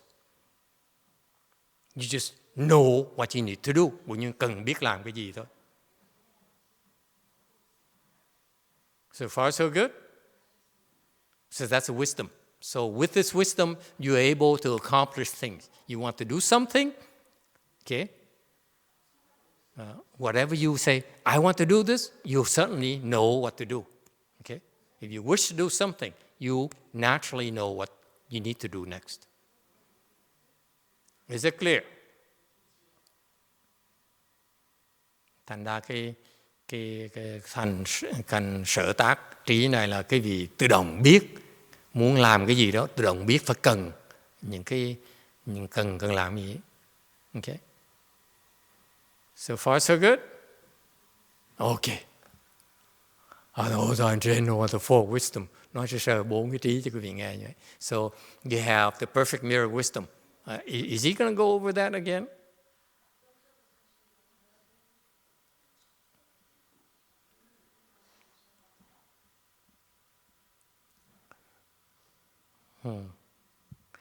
So let me remind you the four wisdoms. Sẽ nhắc lại 4 cái trí. Perfect mirror wisdom. Thứ nhất là đại viên cảnh trí.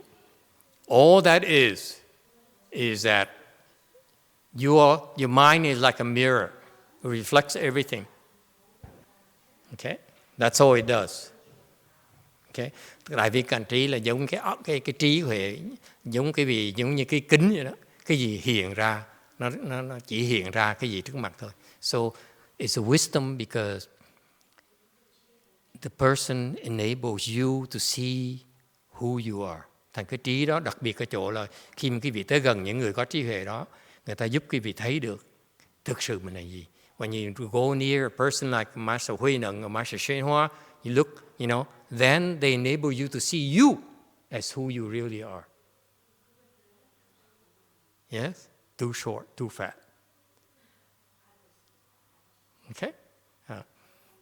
That's what that is. Perfect mirror wisdom, okay? Because it's so-called the truth.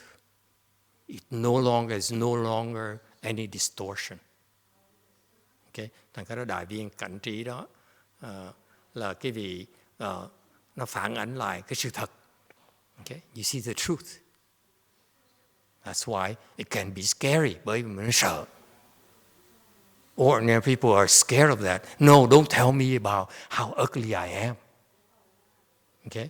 Thành người phàm phu sợ lắm, tại người ta tới gần bụng mì lộ ra là người ta xấu xa, là người ta tham này. So they realize when they draw near the people with wisdom, they realize that now their jealousy is revealed, their stupidity is revealed, and their true intentions are revealed. Okay? So far, so good?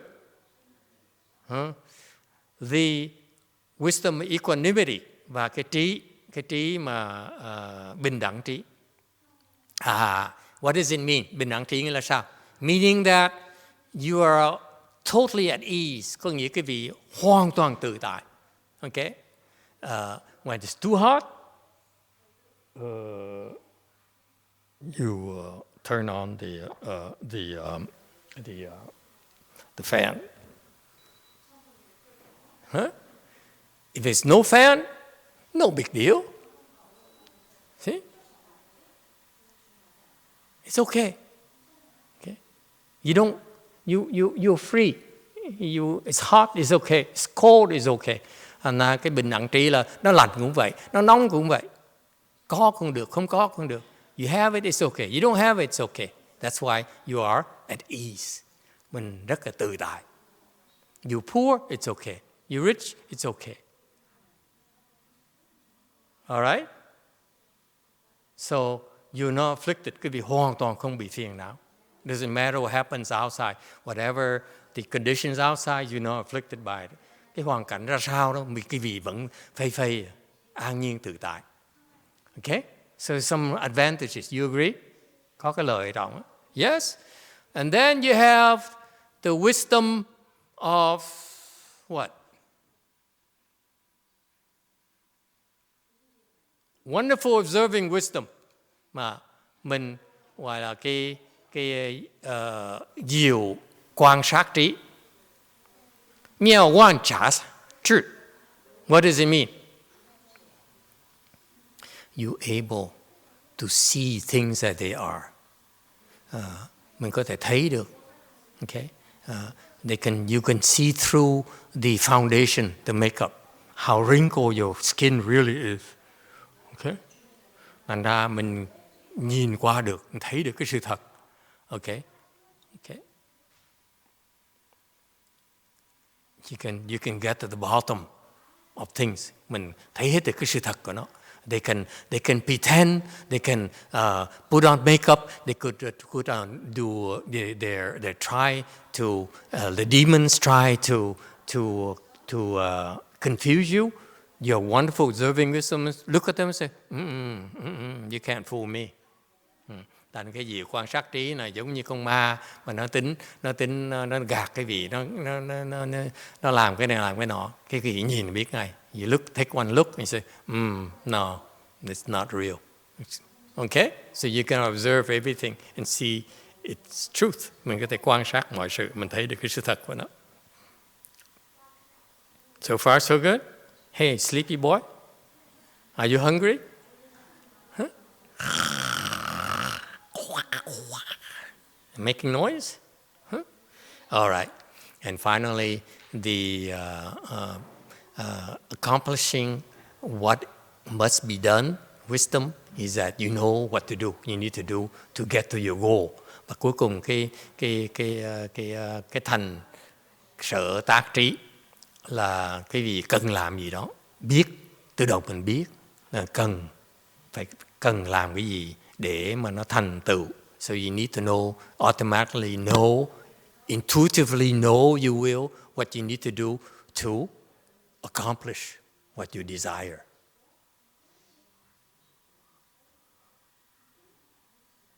You think you can use those four wisdoms? Cái mình nghĩ 4 cái trí nó có lợi được không? Is it useful or not?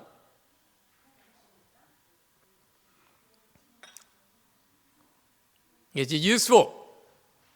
Có lợi không có lợi?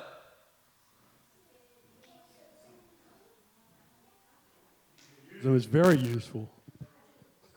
It's very useful.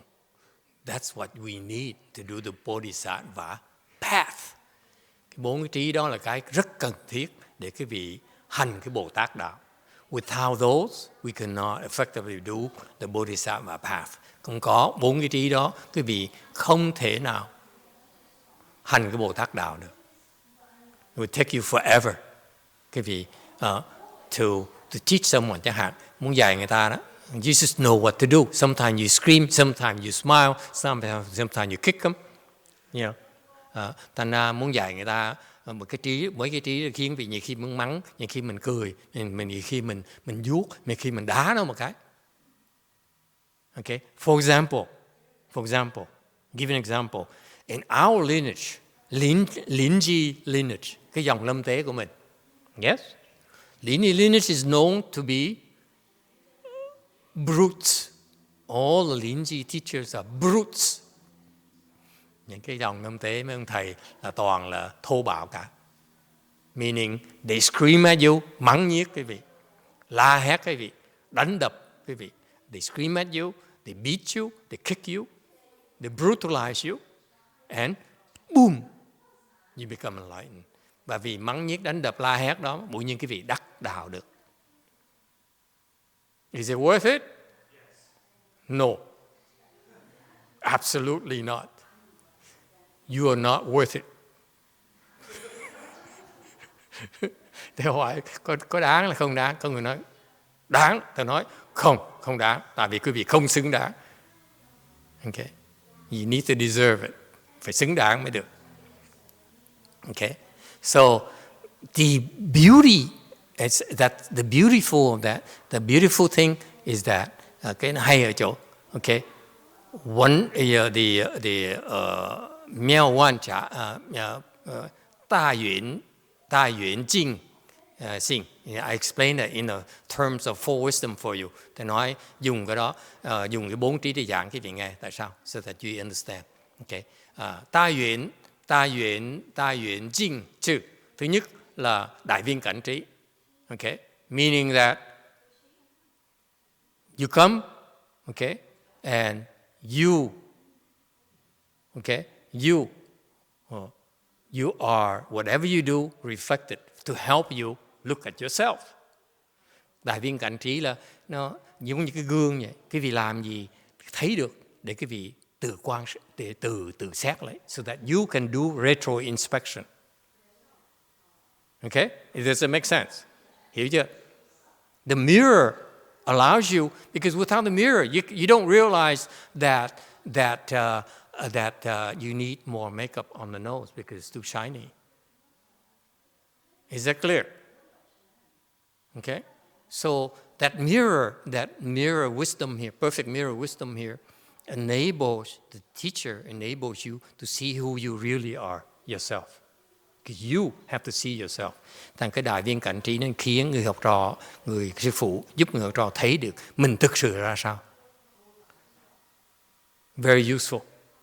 Because if you don't see yourself, you cannot change. Nếu quý vị không thấy được mình, không thể nào thay đổi được. You don't see how short you really are. You can't. There's no chance. Okay. Right. Number 2, the bình等性, cái bình等智, cái bình đẳng trí. Is that it's very useful to you. Tại sao nó quan trọng? Nó có lợi cho quý vị chỗ nào? How is it useful to you? For your good no advice to have the bình等智. Tại sao cái người thiền trí thức của quý vị phải có cái bình đẳng trí mới có lợi cho quý vị được? How? Give me an example. Yeah? Meaning that if your good no advisor have the wisdom of equanimity, then he does not discriminate between Jewish people and Vietnamese people. He doesn't say, I favor Jews over Vietnamese. And if so, then the Vietnamese have no chance. Yes? Doesn't favor Republicans over Democrats. Okay. Thành ra cái người mà thiền trí thức mà có cái tâm bình đẳng, không có phân biệt nữa, không có ưu đãi người này hơn người khác. So you all have the equal chance. Mọi người đều có một cái cơ hội bình đẳng với nhau. Yes? Otherwise, you're born into the wrong household. So far, so good? Okay? So that's why you have to stop being Korean, you have to stop being Vietnamese, you have to stop being Jewish, because it's no difference. Thành ra quý vị không cần phải nói tôi là Việt Nam, tôi là Đà Hàn, tôi là Tàu. It makes no difference at all who you are. Okay? You are just confused. That's all that matters. Okay? Now, what about the wonderful observing wisdom? Diệu quan sát trí.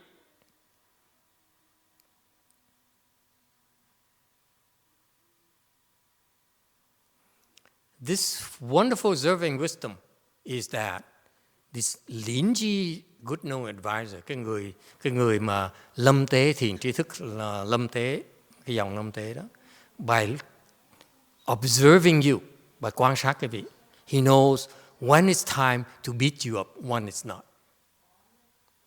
Cái gì quan sát trí là cái người thiền tri thức á, quan sát cái vị, biết lúc nào nên đánh cái vị, lúc nào không nên đánh cái vị. Because if he beats you at the wrong time, oh, he's gonna get sued. Tại vì đánh lúc mà trật lúc á, người ta kiện mình chết á. So far, so good. And finally, the wisdom of accomplishing what is done. Và cái cuối cùng, cái thành sở tác trí. Is that what? Can someone give me an example of what a good advisor would do to you? Accomplishing what must be done. He wants you to become enlightened. Nó muốn cái vị đắc giác ngộ. Okay? So he knows what to do. He knows how hard he needs to hit you without breaking, without killing you. Cái thành sở tác trí là cái ông thiền tri thức, dòng ông tế biết đánh cái vị đến chừng nào đó thôi. Nếu mà đánh mạnh quá thì nó chết cũng phiền lắm. Okay? But it has to be at the right intensity so that you wake up and you become enlightened. Vì đánh trúng đúng cái nhịp độ, thành ra cái vị đắc đạo. Okay? Chỉ vừa đau đủ thôi. The pain has to be enough so that you wake up. Nó đau để cái vị thức tỉnh đấy. But it's not enough. Nếu cái hey, is that all you got? Mà đánh nhẹ quá thì nó cười, nhìn mà nó cười, nó khinh. Huh? Yeah? So that's the wisdom. You know how much? You hit and then you stop. Come here, boy. Hello. Come up here. Huh? And you stop. Cool. That's why you need the four wisdom. Thầy nói cái vị chứng minh cái vị thấy cần 4 cái trí khác nhau để mà làm Bồ Tát đạo.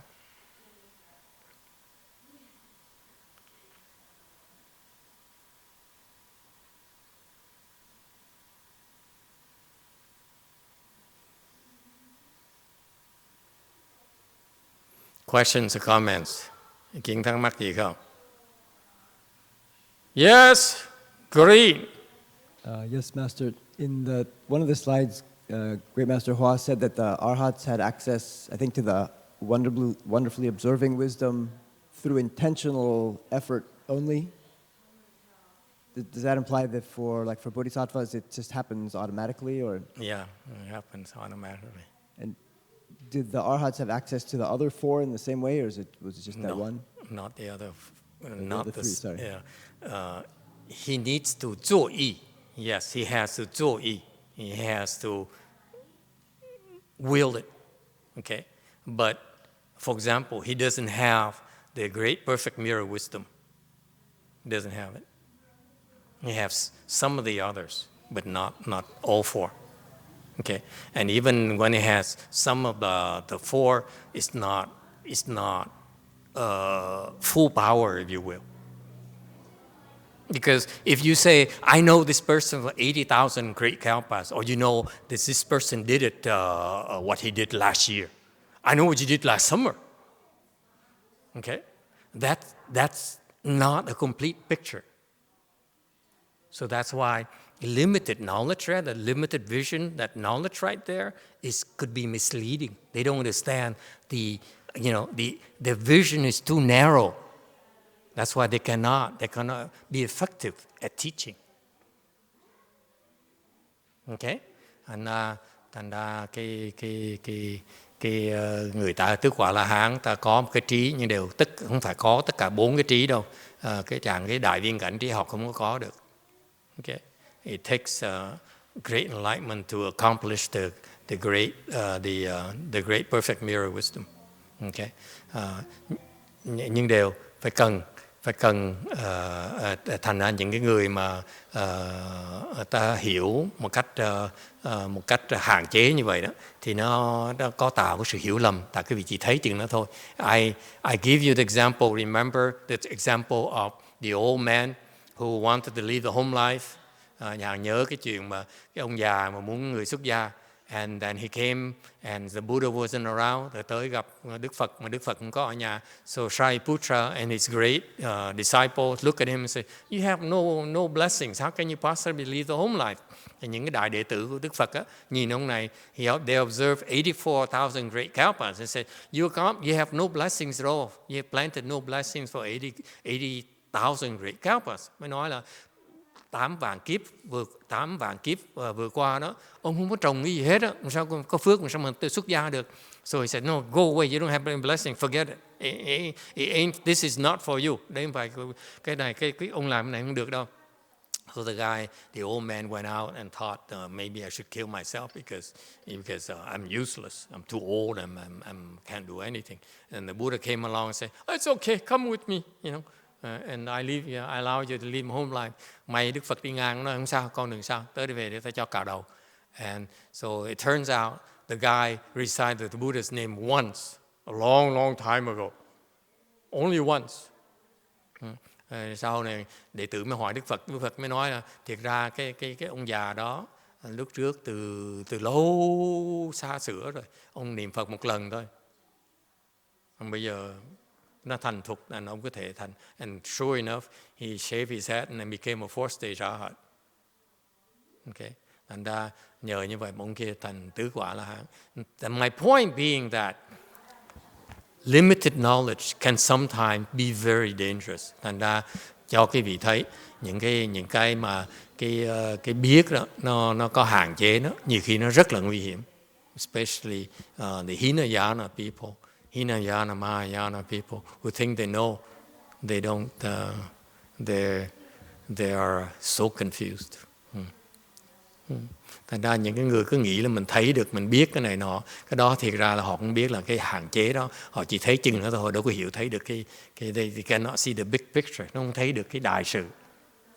Okay? So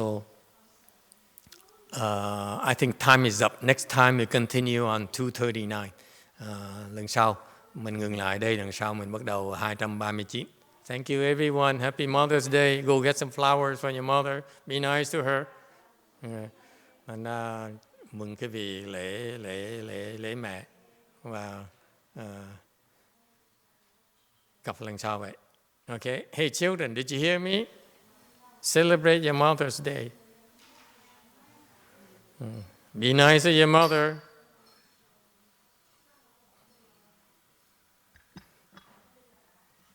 You want to open your wisdom, you have to start by being nice to your mother.